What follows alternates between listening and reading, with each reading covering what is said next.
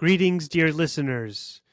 David Polansky is a political theorist and commentator who lives in Canada. A frequent contributor to Wisdom of Crowds, David joins us today to discuss two excellent essays that he's written for Wisdom of Crowds in the last few months. The first one, titled Does Canada Exist?, is about Canadian national identity, an issue that's become more relevant since Donald Trump has taken to calling Canada the 51st state, and since the Western Canadian province of Alberta has floated the idea of seceding from the rest of Canada. That article has been quoted in the New York Times as well as the National Post. David's recent piece, titled Michael Jordan, Yes, Winston Churchill No, is about what it is that makes politicians and historical figures in general great. It also asks the question of whether political greatness, in terms of impact, can be separated and distinguished from moral goodness. After 100 days of Trump, it's an important question to ask. Before we get started, a reminder to head on over to wisdomofcrowds.live and consider becoming a paid subscriber if you're not one yet. You'll get access to, among other things, the whole conversation, along with other subscriber-only benefits. And don't forget to give us a like and review on your favorite podcast app. With all that out of the way, on to the show.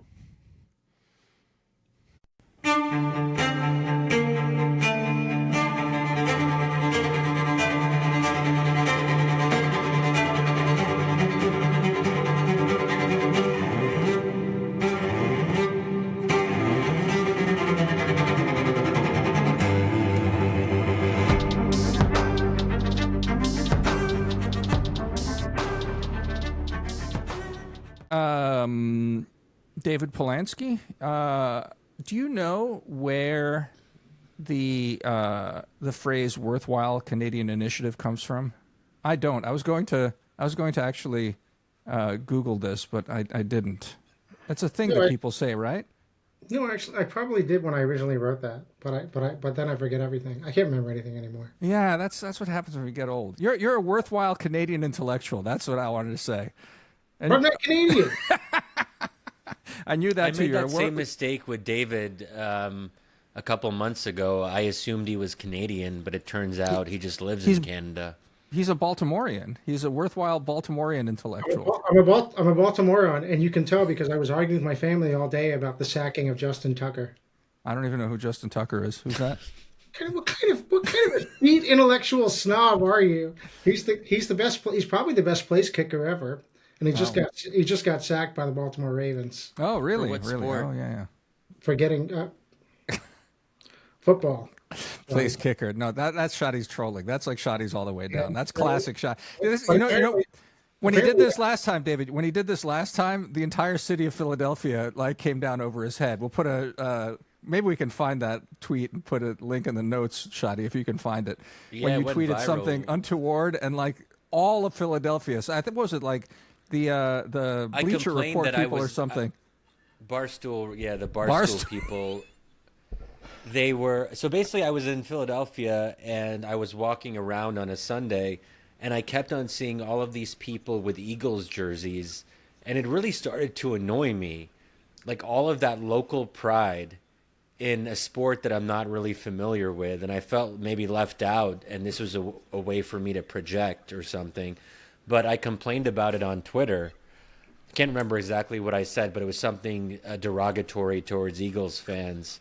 And then Barstool Sports said they said that my tweet might have been the worst tweet of the year. And then people just started going at me, and it was really... I learned my lesson, and I had to issue an apology. I actually did issue an apology. Can you imagine, Why would you apologize? No, but can you imagine what the kind of things Shadi has said throughout his entire career? This is probably the most controversial thing he ever said, I think. I think it's probably true, right? Yeah, I think that's right. Honestly, between whatever you do to piss off Dave, what is it? Is it Dave Portnoy? Who's the Barstool Sports guy? I think it might be Dave Portnoy. Yeah. I just find him incredibly irritating. So you are free to, and I don't care, and I certainly have no love. I actually think Philly's a great town, but I have no love for their sports fans. So you are more than free to run them down, in my opinion. Be my guest. No, it's just Thank the you for cost that, benefit David. thing. I think is really what it comes down to. No, but worthwhile Canadian initiative, worthwhile Baltimorean intellectual. Is it true, David? I just meant to ask you this. Is it true that is it Alberta might secede next year, and therefore, and then if it secedes, obviously it's going to become what, like North Dakota or whatever the hell, like North Montana. It becomes North Montana at that point, right? And then Trump is proven once again to be right, right?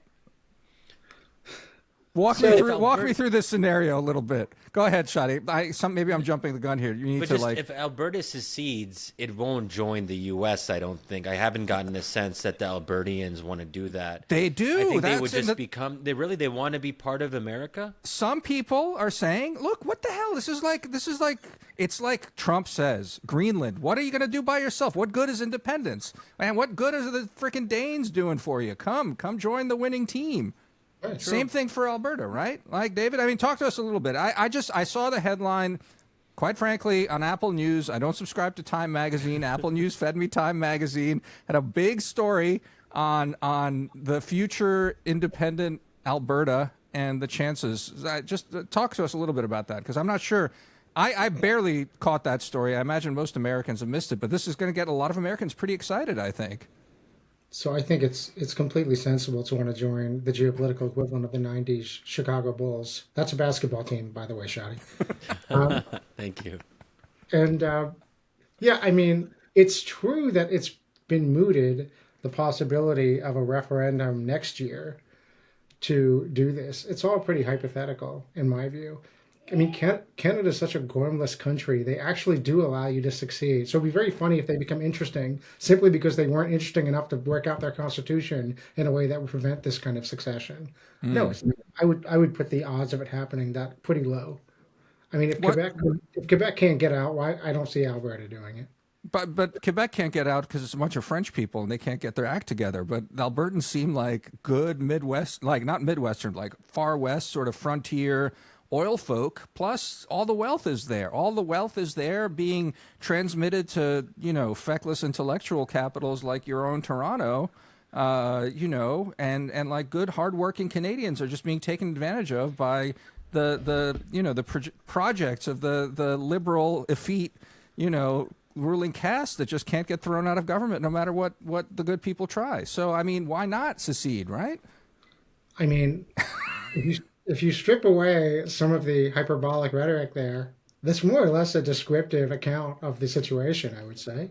But one way you can see the Quebec and Alberta situations as kind of both as mirror images of one another is that historically Quebec did use the threat of succession to basically extort or extract, as you prefer, more largesse from Ottawa, and it worked. Yeah. Although, of course, things have a way of taking on their own reality, so pretty soon they start to believe what is partly a negotiating position. On the other end of the spectrum, Alberta feels like it's giving away too much, which it is, in fact.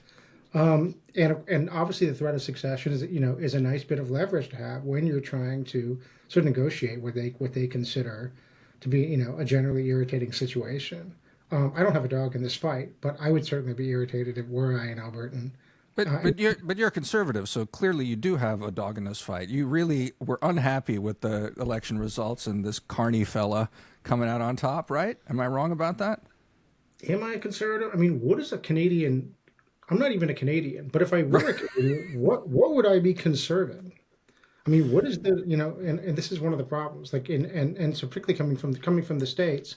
And seeing people talk about the Canadian Conservative Party or conservative parties in many other countries, it's sort of like, what is this? Like it's like they're playing dress up. I mean, what are they even arguing about? I mean, American conservatives have that same problem, right? In the sense that this is Buckley's challenge: is that you don't want the kooks, and then what are you left with? Some like vague notion of something or other. seems like what Canada has as well. So, I mean, it's just basically saying no, and that's fine. But maybe they're not conservatives as much as right-winger. Like, you can be on the right wing in Canada, even if you're not necessarily conserving something. And to be right-wing means to oppose the Canadian liberal project of multiculturalism and having all these immigrants. So I think, yeah, immigration is obviously a big one, but also the medical assistance in dying program is also one that I would think folks on the right in Canada would oppose. You know, for those who don't know, that's the program, the government program in Canada that allows people to submit an application to be killed by the state. And I think it's about 4% of all deaths annually are done by the state in the name of this program. So it's very dystopian. So there are things to oppose if you're a Canadian conservative. Those are two of them, I suppose. So, I mean, without getting too much into details, I can tell you that it is far, far easier to get made than it is to get any number of necessary surgical procedures in Canada. This, I mean, because if the general sloth of the system is one you get used to, but the sheer alacrity with which you can get made is shocking. In light of if you were trying to schedule, knee surgery or something. Having said that, this is one of those things where right and left get mixed up. I mean, it's not really right wing to say we shouldn't kill the weak, the sick, the unhappy and the elderly.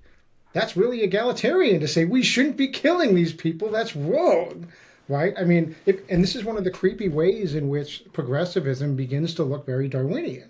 That willingness to shed these people because, among other things, it helps save you money. Yeah. They're decadents, though, right? I mean, it's just that the left, such as it is, just somehow on some of these issues. No, I guess the decadence is widespread, though. It's on both sides. It's not like the right is not decadent. It's not like what's going on in America is not just like the ultimate shape of some sort of like depraved decadence. So, yeah, I don't know. Maybe it's just like it's this is what decline looks like, and just eats at different parts on the spectrum. So it's like no party has the real moral monopoly on anything good. Everyone's sort of demented, right? But maybe on immigration, it's actually liberals who are the conservatives, because if you think about what Canada stands for, what does Canada stand for? Multiculturalism. That that's is a liberal Canadian national identity. That's the liberals. Right, that's Trudeau's national identity. Sure, but even before Trudeau, immigration and multiculturalism was official Canadian policy. It's not as if Trudeau just introduced it a few years ago. When did it start? If that's what Canada is about, then it's actually liberals who want to conserve Canada's multicultural identity and as a place to attract immigrants. What? I mean, that's been said that's what it's about. Our friend Zach Beecham says that's what it's about, but I don't trust Zach about this. Canada has never had a different kind of identity that was distinctly Canadian in the sense of nationalism. There is no Canadian nationalism. David. I feel like I'm in crossfire. You are. But this is one of those places. I hope you guys don't lose your show like they did. Never. But, we own this show. We can't lose it. Attaboy. We don't have CNN breathing down our necks. Come on. That's right. Never given to the man. Never. I can see the punk rock roots showing. Poverty is better. Poverty is better than having the man tell you what to do. Anyway, go on. Although I would say if being a Canadian means anything, it's very much being in favor of having the man tell you what to do. Right, and be poorer for it.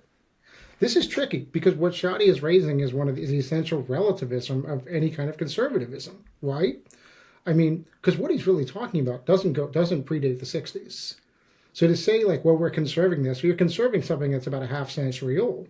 And one of the funny and Canadian, look again, no dog in this fight, but Canadian multiculturalism is an interesting thing because it's at least partly and was promoted heavily for this reason by by Trudeau, most recent Trudeau's father, Pierre, unless you believe his real father was either a member of the Rolling Stones or Fidel Castro. But either way, let's say that it's biological. If it is biological, then Justin Trudeau is the most ruthless instance of regression toward the mean I've ever seen. Because his father was quite bright. and among other things, multiculturalism was promoted as a way to drown biculturalism and help kind of ameliorate the tensions produced by the Francophone demands for their distinctive identity. Because after all, if you're a multicultural country, then no one identity can claim special snowflake status. And it worked out pretty well for a long time. And yes, you're always going to have pushback, but the pushback really ramped up since 2015 when the sort of more merit-based and stringent application of entry requirements basically got waived. And then immigration became associated not with, well, we're multiculturalism, but at a high level, it got associated with something more like mass migration, with all of the problems that entails. You're getting into sort of gradients of what it is that's being conserved or what's being pushed back against, if that makes sense.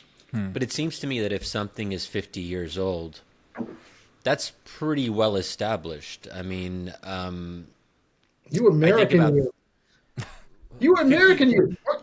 No, yeah, well, in Egypt, 50 years old. is like a sneeze, right? Like, yeah, but 50 years is 1/5 of America's entire history. Right. And Canada, I don't know when Canada got its independence. But hold on a second. Canada's not a very old nation either. 10 years ago, I think. I think it was like 10 years ago. I think I know. But don't ignore the hateful part of what David just told us, right? Like it's not multiculturalism, not as inclusion, but as suppressing the French. Like this is really important. Which is a legitimate thing. It's an important thing that it has to be like what's new and what conservatives should oppose in Canada, it seems to me, is this idea of inclusion as opposed to repression. Conservatives like negative things, and repressing the French sounds like a good, worthwhile thing that everyone could rally around. Whereas I think that this newfangled thing that Trudeau, the son especially, has been sort of parroting around and mainlining into the Canadian bloodstream, that's not conservative at all. True, fair. Well, how about this? I want to ask David to give us some on the ground reporting because he knows real Canadians. He spends time with them. I try not to. Toronto, huh? I try not to. But you live in Toronto, right? It's unavoidable. Unavoidable, David. So you must know some Canadians, and I'm just curious, like, what's your sense if you ask them in a serious way, like, what does it mean to you to be Canadian? What do you think they would say? What would be the range of responses? So I've asked them, and in general, I would say two things. One, the answers are completely insipid. They don't really know. They're completely what? They're completely insipid. You won't get... What does insipid mean? You will not get a robust or compelling, it starts to tail off, fairness, niceness, definitely multiculturalism does come up. You're quite right about that. But this is one of the points that I made before, which is that in a way, multiculturalism ends up being a placeholder for a genuine national identity. The United States is also multicultural, but it doesn't have to fall back on that in order to have, sort of robust symbols of national pride. And that's harder for Canadians, I think. So you get this, I think it's mostly thin, watery stuff with the one added point that it starts to vary tremendously by generation. So, for example, if you're of the boomer generation, part of your sense of Canada is tremendous opportunity, right? You can have a really nice house, and you can have a ski chalet, and you can have the lake cottage. It was so funny during the Trump stuff because I'm literally reading headlines like talking about Canadians who are deciding what to do with their American homes. This is a country where nobody under 40 can afford a first home. So this whole idea of like, oh my God, what will happen to the boomers' second and third homes? It's just so unbelievably clueless. But I do think this speaks to the idea of the material understanding of what it means to be Canadian and how that's been shattered a little bit, or not just a little bit, in the past 10 years, but not in a way that is universally felt. It's something that it's a cleavage between generations, which is why you're starting to see younger Canadians be more conservative, although, as Damir points, more in the Damirish, Marusician sense of being just angry and opposed to stuff.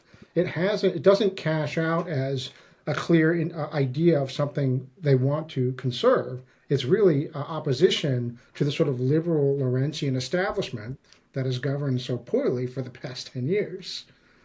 And to So be it's angry reaction. and opposite. Sorry, It's Damir? reaction. It's reactionary, right? Like that's what you're talking about. Like it's not conservative. It's right wing reaction. You need something to be against, and Yeah, but sort of. but it's not right wing in the sense of being kind of, hierarchical or inegalitarian. It's Right. more populist. It's more an egalitarian demand for, hey, we want that stuff too. And, and whether that will increasingly take obnoxious Trumpian forms is interesting to consider, because in a way, the more that, look, there's nothing that pisses me off personally more than the sort of smug, wealthy, liberal boomer type. And having that rubbed in your face, not only do they have all the stuff, but they want to keep reminding you that they're the good people. That really starts to irk you. So you do understand that sort of Trumpian, trollish, obnoxious backlash. But I hesitate to call that, a real political position, whether it's conservative or right wing or what. Mm-hmm.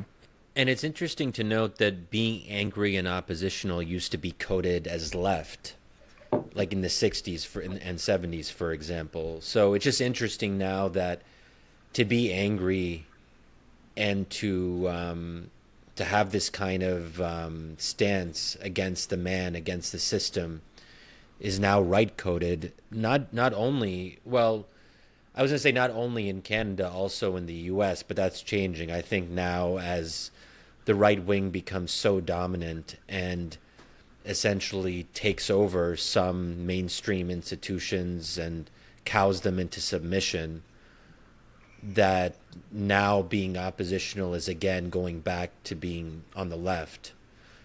But I mean, these things are very hard now to measure in a consistent way, because they're very dependent on who's in power and who dominates, and that changes now rather quickly. I mean, I think it's a really interesting observation. Do you really feel that? Like, it's Feel weird what? to me. Do you feel that like the opposition feeling is now with the left? It doesn't feel that way to me. But I'm also not plugged into like your world that much. But it seems to me that the defining trait of this moment is that even as Trump's numbers tank, like Democrats are not rising, and there's no excitement there. I mean, there's that poll. I think it was that Emerson poll from like a week or two ago that for all of Trump's fall off in popularity, his margin of victory over Kamala Harris went from like 1.6% to 0.8%.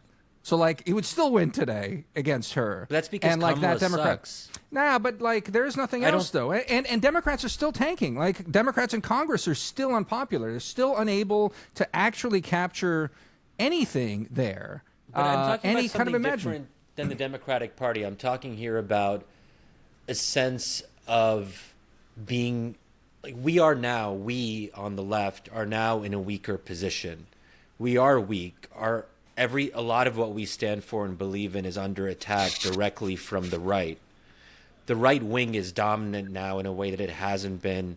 I get your at least logical since argument. the 1980s. But I get your logical argument. But do you feel it? Do you feel it in your bones apart from just like rationalizing your way to it? We're fighting to keep America great. We're the ones who are Who's defending we? America now. Who? The You left. and who? Who?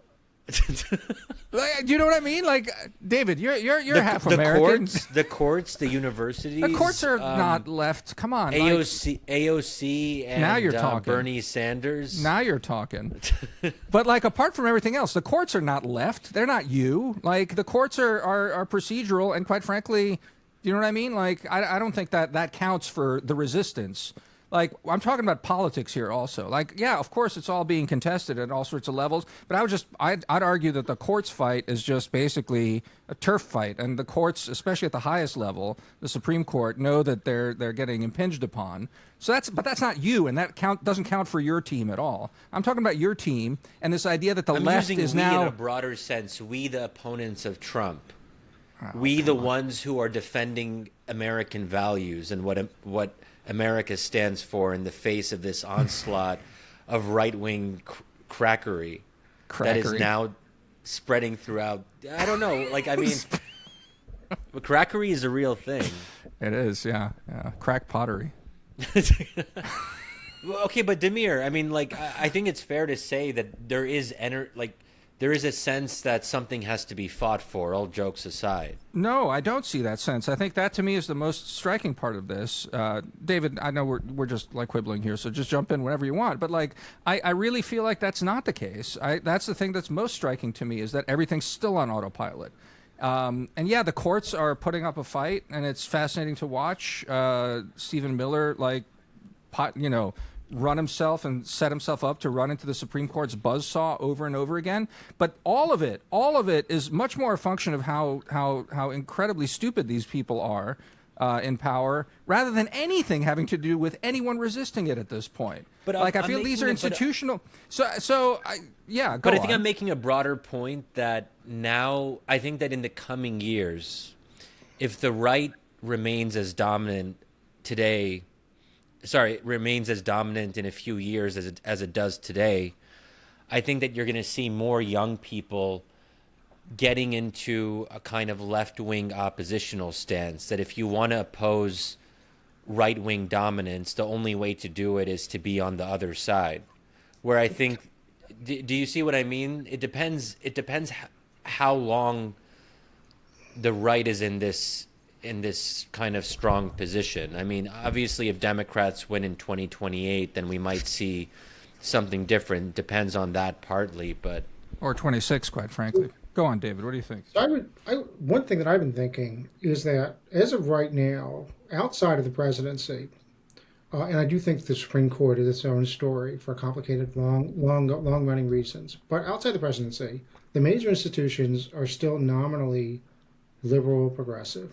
And I do think those, whether it's academia, journalism, media, across, I mean, you can kind of go down the list. And I do think all those institutions were effectively captured, going back to about 2013, by increasingly rabid and kind of stupid progressivism. And I think the reason they were captured by that was because they became complacent, and they didn't really stand for anything that was a kind of robust liberalism that could say, no, we're not going there.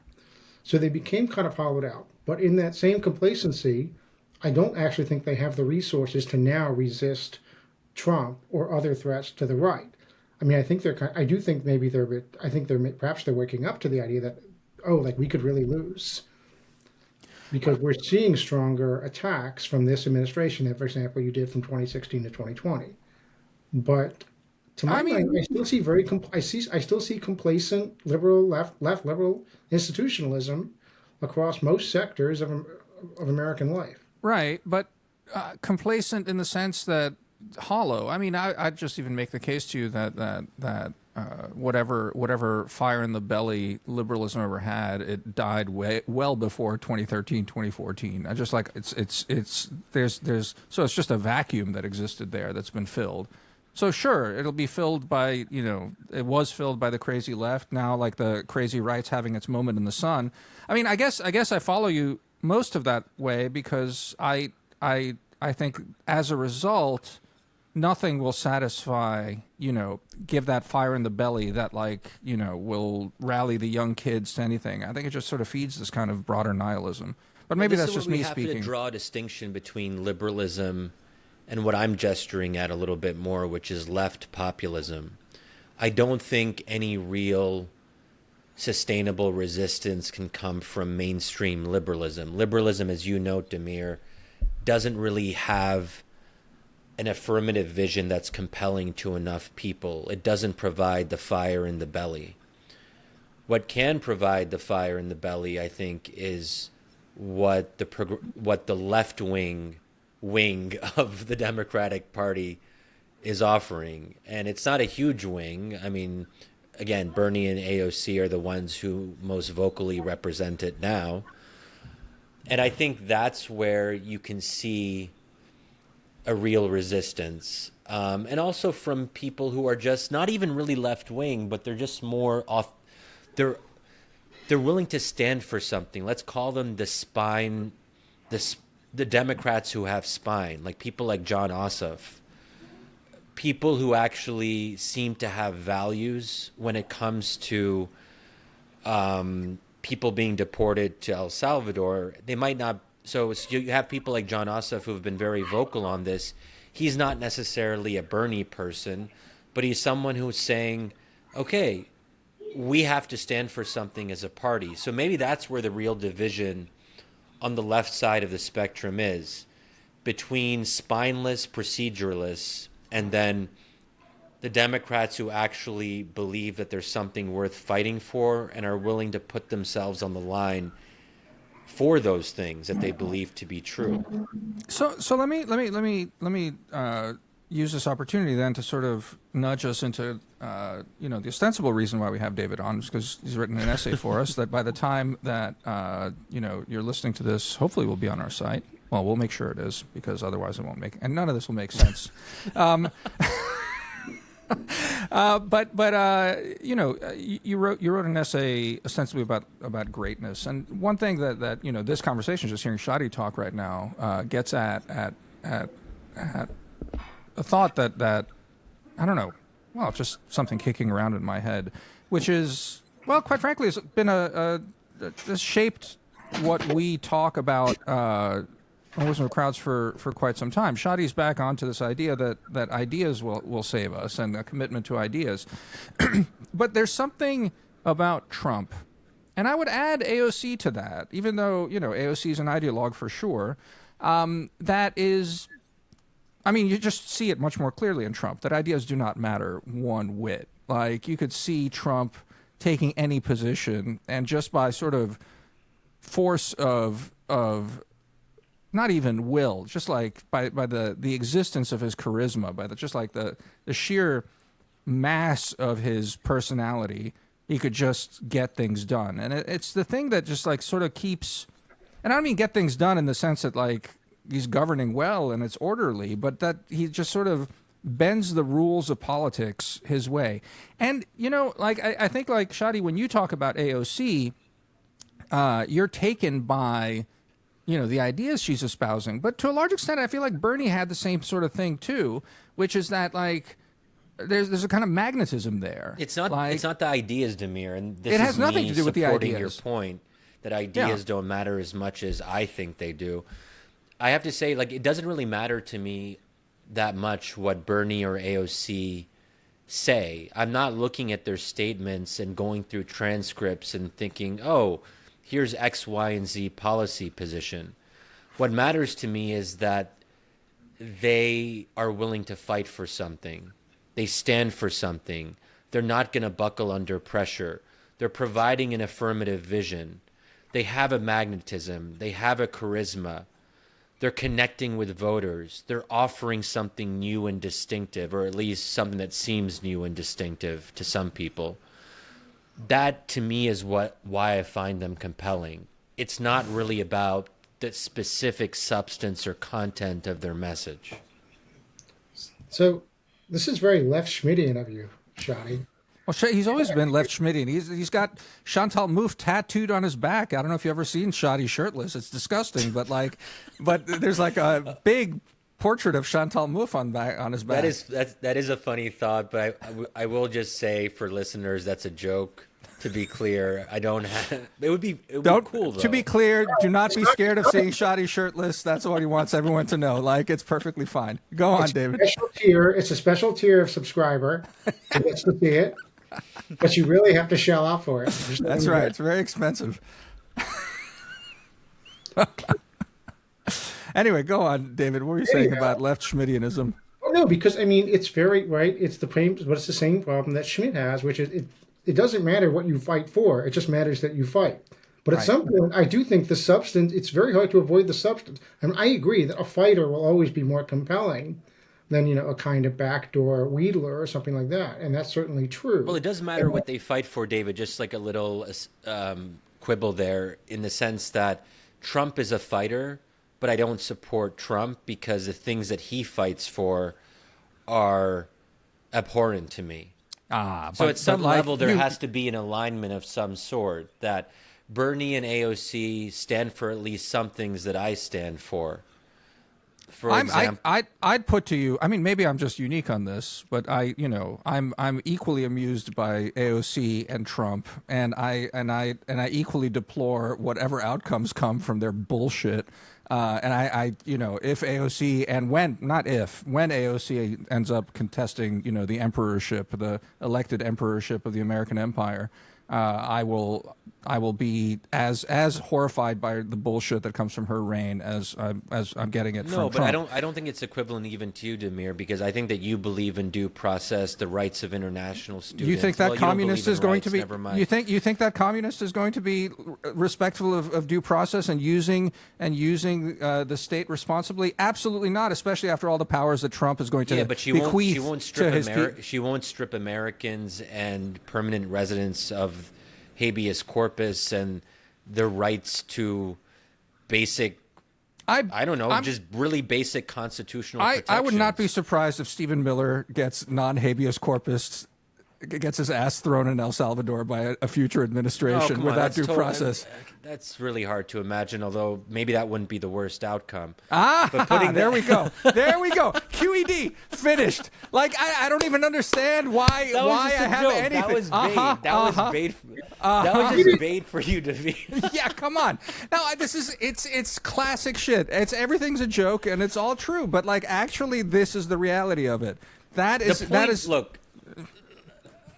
Okay, but we can go. I do want to hear more about what David thinks left Schmittianism is, and maybe explaining that for the layperson. But I will just say that another thing that is important to me when it comes to AOC and Bernie, and this will be an obvious one to our dear listeners, I'm not a one issue voter, but the most important issue to me now is Palestine, and not just Palestine is Palestine, but because Palestine is a proxy for other things that are important.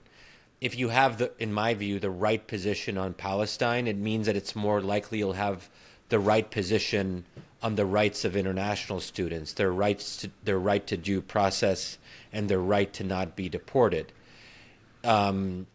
There's no right to not be deported, though. For good Lord, man, what are you saying? Like it's an insane thing. And international, okay, but generally speaking, if you're an international student who hasn't committed a crime, that's fine. I said students one thing, but the right to be deported. If you are not to be deported. Right, so you don't have that right if you by law can be deported. Now they're stretching the law for students in a big way, but don't you just stretch this whole thing? If you write an op-ed that is critical of that's Israel, not what you said. You have a right to not be deported. That's not the right to not be deported. You asserted some broad right to not be deported, as if everyone has a right to be in the United States, which is absolutely false.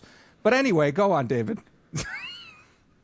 Well, you've said a lot, but I think I'm going to try to loop this all together. I mean, the left Schmittian thing, as I see, is a kind of tire, and then one of the reasons why you began to see left-wing intellectuals begin to return to famed Nazi jurist Carl Schmitt was because I think there was a kind of exhaustion on the left with this sort of, the proceduralism and dullness of what liberal thought had become, in this kind of Rawlsian, Habermasian kind of way, and the sense that you need to actually accept that politics is ugly and you need to embrace that ugliness. This was something particularly after the Cold War when they could no longer look to Marxism in the same way. And so Shadi, I think, likes the fight.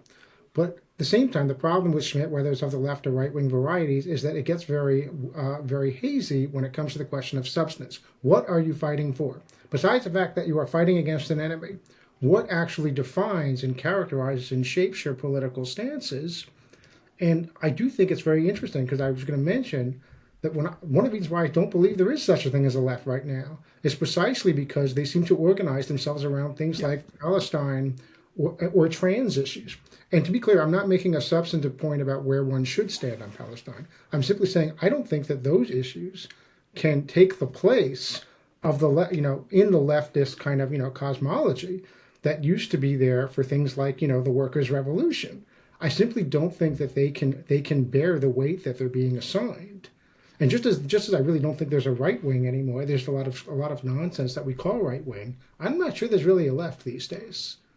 And I don't. And if the left ends up coalescing about things like Palestine and and trans rights, to me that's very niche. It's very niche. I'm not calling for coalescing around trans rights, to be Right. clear. All right. And that's I where, think- Shadi draws the line at trans rights. Keep those people out of the tent. Everyone else is fine. As long as you're for Palestine and just keep that trans shit out of the tent, you're okay. Got it, Shadi. no, okay. Again, I just want to clarify. Non-queers for Palestine.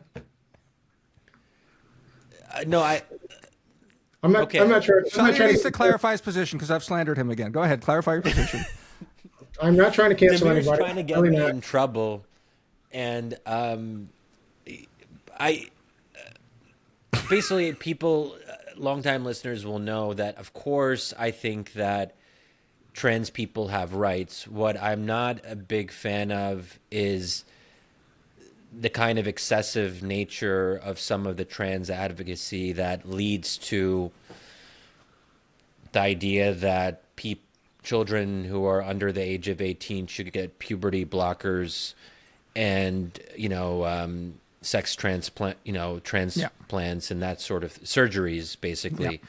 And that sort of thing, just to be clear about that. Just to be clear, yeah, I don't mean to get Shadi in trouble because he takes politics much more seriously than me. But the thing though, I think, David, that I just want to sort of nudge on because I think it's a really good insight, right? Is that right and left don't really mean anything. It haven't meant anything for quite some time.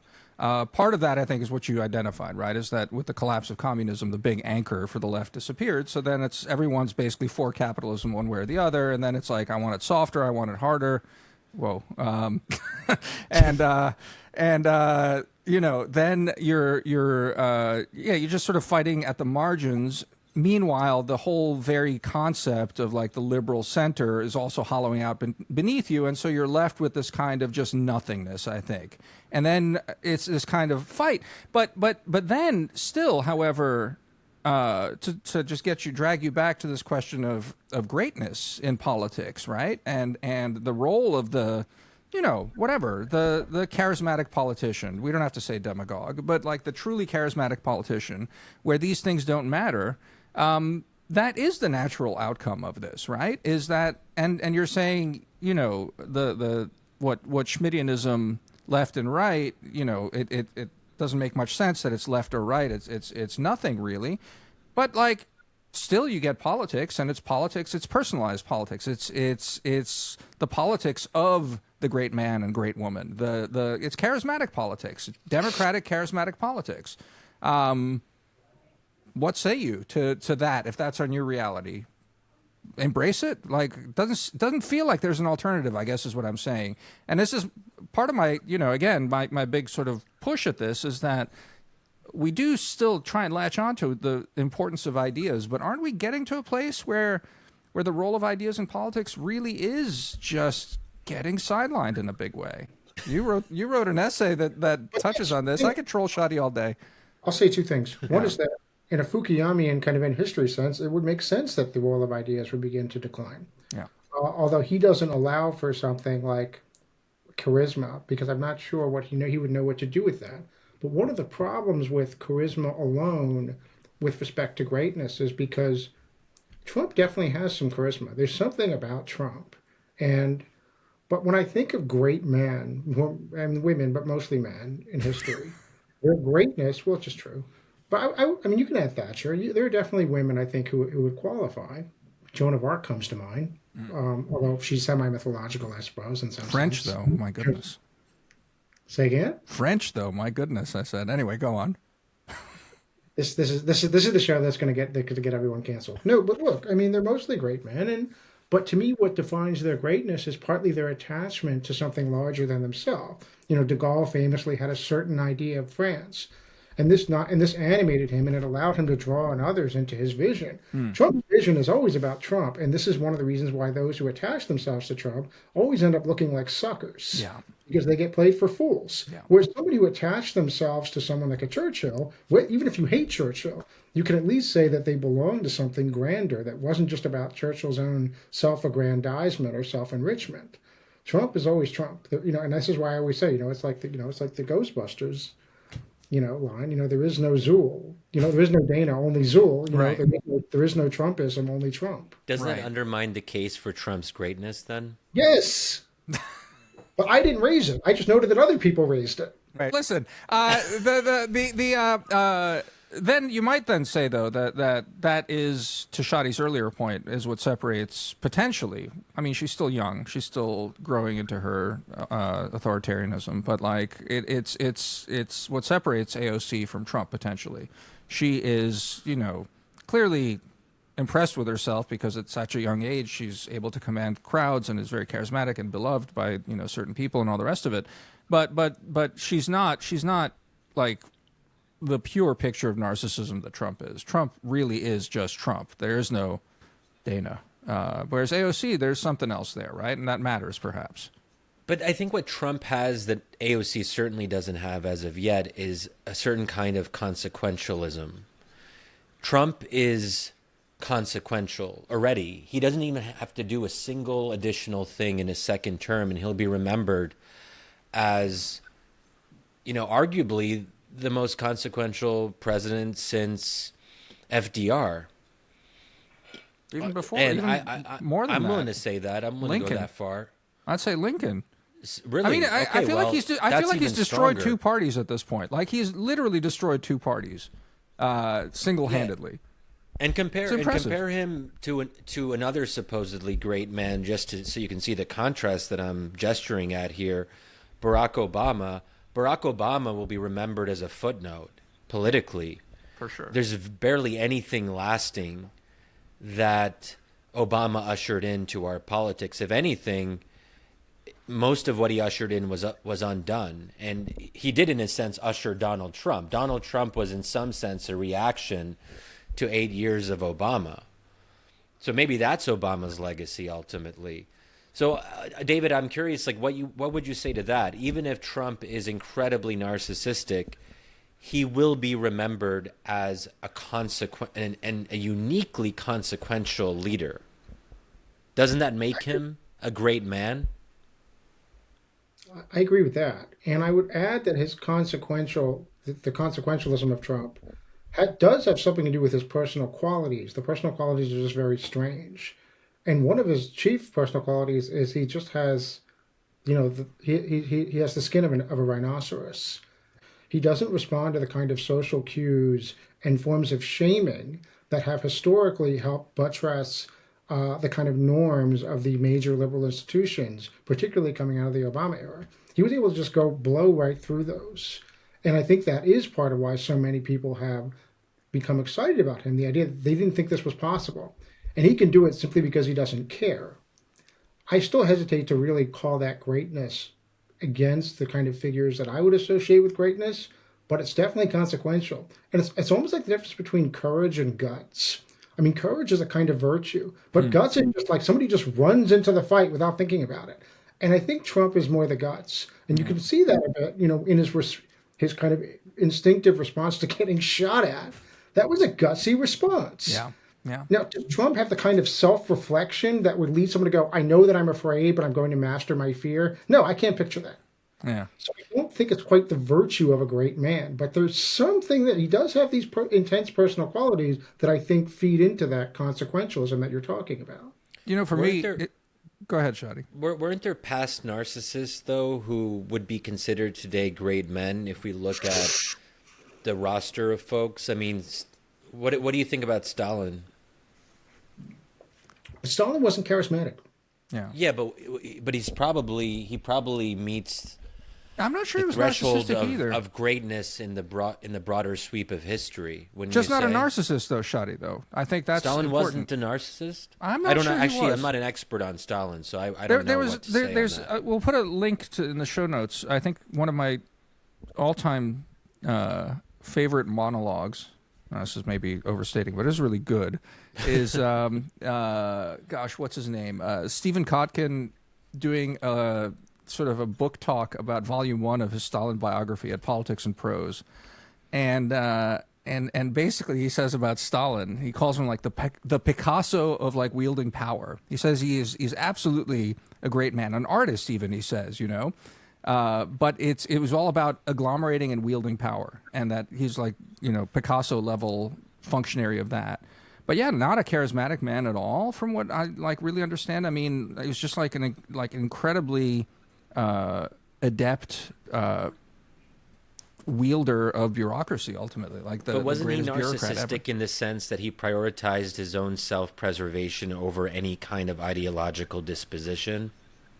I don't know if that's true either. I mean, I think he's a true believer in some sort of ways. I think we get to a point of just agglomerating power to that extent that it's kind of like these things collapse. Didn't he kill a lot of people who were on his That's side? built into your leftism, Shadi. Like, if you take all of your ideals, you end up at Stalin. That's just like a fact. So, you know.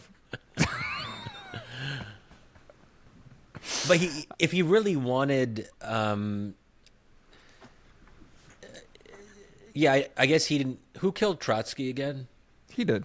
But Yeah, Trotsky right. was Exactly. a problem. That's But what yeah, that's what I suspected. How you did it? He didn't do it himself. He sent a goon. He sent a goon to Mexico to do it with an ice pick. Yeah. He didn't do it himself. Okay. You know, like, anyway. But what were you saying about this? About narcissists? Oh, yeah, narcissists in history that match onto this. No, I mean, you know, I don't know, David, like the thing that the metaphor, the like character that I think of for Trump is the mule in Isaac Asimov's Foundation novels, right? Like, it's basically defining him just doesn't, like, none of the categories apply. Like, he's certainly not Churchill or de Gaulle. He's not Napoleon.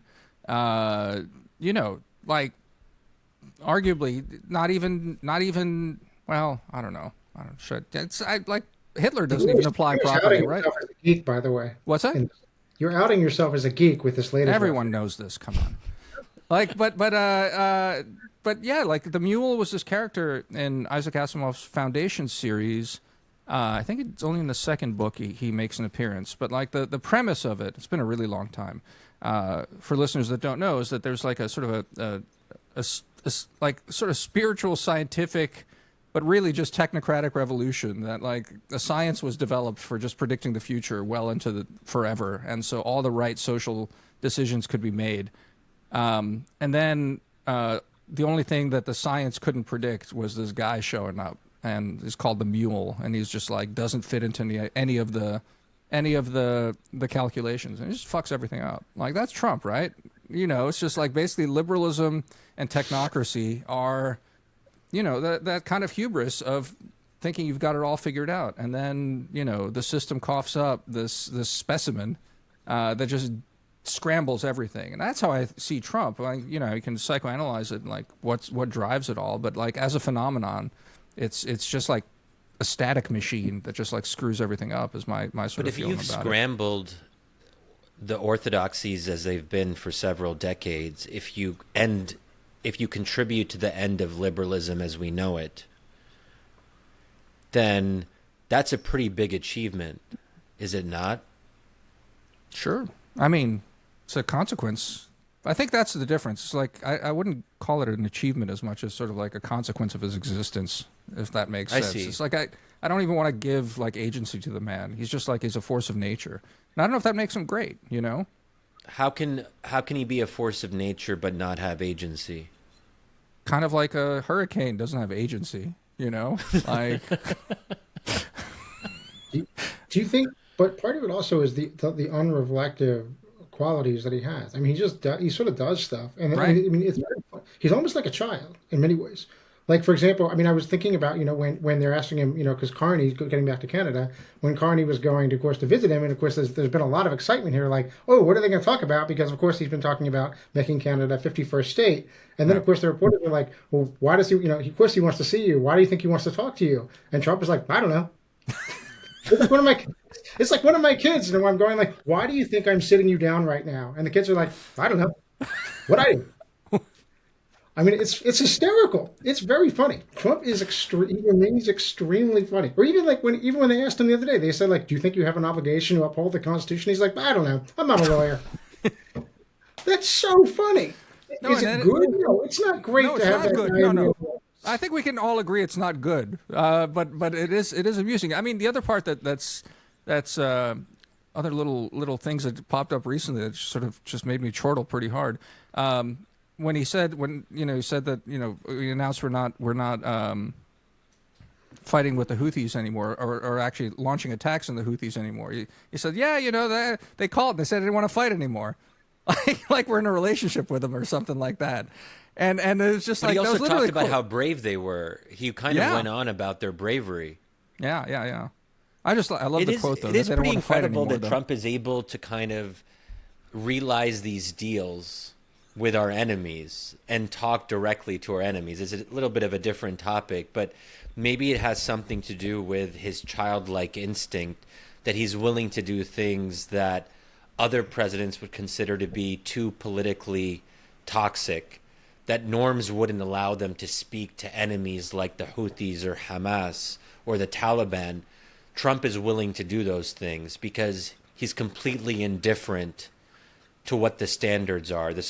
And standards sometimes are good, but they're sometimes bad. So I almost say this as a kind of credit to Trump that he's able to strike deals. I don't think that Biden was going to strike a deal with the Houthis, because that would just be like, oh, that's not something that you do as a president, and that doesn't make us look good as Democrats. But Trump just doesn't give a shit. I mean, it's like, it's not even like norms though, right? It's just like that the laws of political gravity don't seem to apply. I don't think like other presidents are actually that bound by norms as much as by like fear of looking like, like of losing face and losing like political traction. He just, that's the part that he's like so supremely confident on. It's just like, whatever, I'll just like rewrite the laws of politics. It doesn't matter. Like whatever I do, like things will fall in place around me. Because again, I don't know. But again, we're back to that question: is that great? But I take your point, David. That's like, it's not the classical greatness that we're looking for. So it's something though. There's something about Donald Trump. There's something. He's also very American. And I mean, America's a funny place. I mean, there's a grandeur to America, but there's also a ridiculous to America. And like, there's a kind of, there's a lowness. There's the common man touch, which he weirdly has, despite living. It's like that joke about how he's a hobo's idea of a rich man. He doesn't. He lives in like this gold palace, like it's so tacky and garish. It's not. It's not like one of the Cabots or the lodges. Right. It's not aristocratic. It's a very demotic form of wealth. Right. Expression. He's very American, and maybe that Americans in particular are not going to have greatness in that way anymore. And more broadly, maybe that we're at the time in history when we're not likely to see greatness anymore in a kind of traditional sense. We might see consequential or charismatic figures, but again, I mean, maybe that's part of the issue too. I mean, it's very hard, even if you're looking around the world, to find other figures. So here's a good, maybe a parting troll for Shadi, but it's for both of you.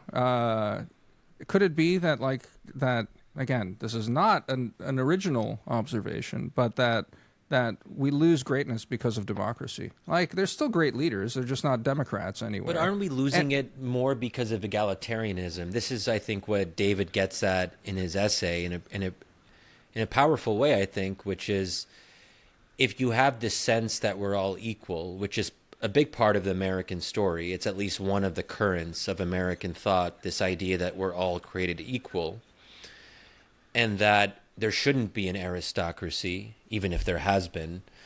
And that makes us as Americans uncomfortable with the idea that some men are better than others, that some men are superior. And for a notion of greatness to hold, you need to have a notion of superiority.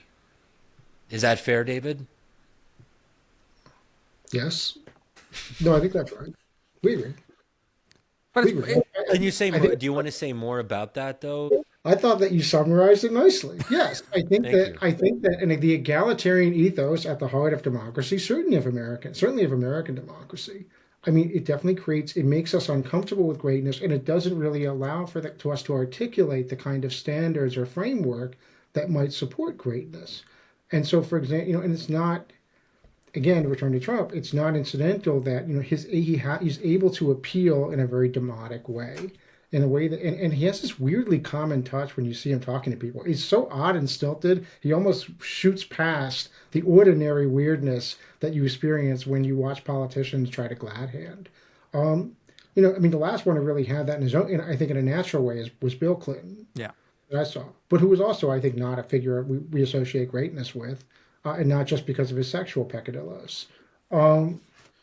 I do think though that Bill was great. Like, and I mean, again, and just to like circle back to that, right? It's that DNC speech where he upstaged Obama the second time Obama was running, and he gave the defense of the Obamacare and all the rest of it, which was really, I don't know. It was I guess the fullest expression of what I would say is like democratic greatness, which is an ability to kind of And I associate him with smallness. No, do you remember that speech when he just no, I don't. Like, Go no look one it up remembers again. that speech. Everyone who fucking saw it has been moved by it, and like actually every Thursday of April listens to it again. But come on, Damir. You don't think that Bill Clinton is a great man? In the sense that David is talking about, maybe you think he's great. No, That's I was different. qualifying. I was qualifying to say that like in like as far as democratic greatness goes, but goes back to my question. It's not so much America that doesn't allow for greatness; it's democracy that doesn't allow for greatness. And it's America is the democracy. of course, You know, but I'm very totalitarian on that point. I'm just saying, like, what's Macron is approximates greatness insofar as that he's anti-democratic. Do you know what I mean? Like, it's when he reaches for that imperial French thing that you're like, there's a glimmer of a great man there. Whereas yeah, I mean, that's all I'm saying. Yeah, but It's George there's a hard Washington limit. was pretty pro-democracy, or Thomas Jefferson was, and we consider them to be great men. I don't think there's something about greatness that requires imperial overstretch or aggression. I wonder if, like, one might say that the founding fathers generation gets kind of a pass because they're forming a polity, not because they're Democrats, but because they're founding a country. They're founders. They're founders, so they're founders more than Democrats. And the next great one is Andrew Jackson, who almost blows the whole fucker up. And then there's the next great one is Lincoln, who like saves it, but basically also has to refound it. And then, I don't know, I'm not sure FDR is great. Nixon, because he almost blew it up. No, I don't know. Nixon's definitely not great. Nixon is absolutely fucking great. But maybe greatness for me is just evil. That's my other thought that I've had. I think Eisenhower is an interesting one to look at, for example, because he is surpassing excellence. I mean, the man, like, he conquered Europe. Yeah, it's true. And he also led what in retrospect was a remarkably successful period of American democracy under what really were extremely difficult conditions that he made look less difficult than they actually were. At the same time, he doesn't. His personal affect was not one of grandeur, and if you read, for example, about the encounters between him and de Gaulle, he was very respectful of de Gaulle, unlike FDR, who treated de Gaulle like shit. And one of the things I've always resented about FDR. But, I mean, there's a kind of, and yet there's an ordinary American Midwestern decency in Eisenhower that somehow allows for the opening up of excellence, but doesn't require that it issue in this sort of almost absurd grandeur. Now that's pretty great. If we can create more Eisenhowers, I'd be absolutely freaking thrilled. But I do think that there's something that is American and democratic in him that is not greatness in that kind of world historical sense that we sometimes see in other figures. And just as a final question to you, David, because I'm curious what you'll say about it. So insofar as you see greatness is tied to hierarchy and this idea of excellence that some men are better than others. And even it's tied to a kind of vaguely authoritarian sensibility, maybe. Do you think then, like, does that make you in some sense like someone who's less pro small d democracy? Does that make you less egalitarian? Are you someone who wants us to hearken back to some more hierarchical vision of society? If that's what it requires to have more great men and women, should we have more hierarchy? Yes. That wasn't David. That was me. Go ahead, David. I mean, here's the problem, right? The problem is that I think that the impulse in us to seek greatness or to look for greatness in others is, I think, a noble impulse. The problem, of course, is that, that to get back into that Schmittian thing is what are we associating it with? I mean, are we simply looking for a project in which our greatness might be materialized? I see this, for example, if you look at something like the life of Gandhi, one always has the sense of a man who I think was a great man, even though I think he was also a bit of an idiot. But I see him as someone who was always looking for something, an increasingly grand cause that he could associate with himself and, in effect, express his inner kind of will, almost like a will to power, really. And so, of course, some of that thing, I mean, look, then, of course, when you get stuff like partition and the violence around it, it looks in many ways horrific or dubious. And any great project does. So it's hard for me to simply unambiguously say, yes, I think we just need to find more greatness and find more causes, because of course, what are the causes? And I think individual or personal greatness ultimately requires a cause to express itself through. What are the causes today? And I think this goes back to the problem, the sort of problems of our age. But again, what about hierarchy, though? In what respect? You mean in political hierarchy? Do you think we should have more hierarchy as a society? Yes. Sure. For example, I'll give you an easy one. Academia. Academia is being destroyed from within because it decided to go into mass education. And a tremendous number of the problems that are now causing it to get in the line of fire, this administration, are downstream from it trying to pursue mass education. Academia higher education is literally it should be literally hierarchical. Yes. That's an easy one. I think there are other examples in our life where we should try to reinstitute some sort of. We already have it in sports. Sports is always hierarchical. But that's meritocratic, though, right? Like, it's not like an enforced hierarchy. It's fairly, it's determined by merit, not by, station. Sports. Sure. I mean, but conservative, the sort of traditional hierarchies, of course, are always dubious for this reason. Right. Being the guy you are because of who your dad was. That's always a bit questionable. But then again, look, the only thing I guess I just, as we wrap, is just push on is what we've been circling the whole time, which is that we've lost some sort of ideological grounding for our politics. But as I was joking with Shadi earlier in the pod as well, it's like the ideologies that fueled the 20th century that gave meaning to our politics in a lot of ways are certainly quite hideous, especially on the left. Like American liberals then sort of carved out some kind of "we're not communist" thing, like once they actually finally fully realized that Robert Conquest is right and Stalin is a monster. But like that took a while. And then after that, like again, the whole question of liberalism, I think even from today's standpoint, we sort of lionize it that there was a really muscular period in the mid 20th century where it was healthy and good. But really, I'm not sure that grounding politics in ideologies is ultimately that much more superior. Because, I don't know, that's the story of modern politics is mass murder. And so I don't know. I guess the more I've, talking to you guys here and just in general looking at the state of affairs, I feel like it's some sort of like, moving deck chairs on the Titanic in a way.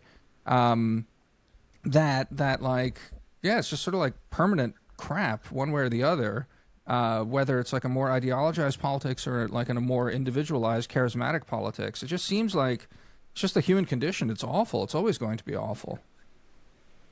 It's just the human condition. That's a good note upon which to end. Perhaps. And I'll just remind our readers, listeners, and viewers to make sure to read David Polansky's new essay on greatness. We'll include a link to that in the show notes. Don't miss it. All right. And thanks to both of you. Great talking. Yeah. Thanks, David. Thanks, David. Thank you.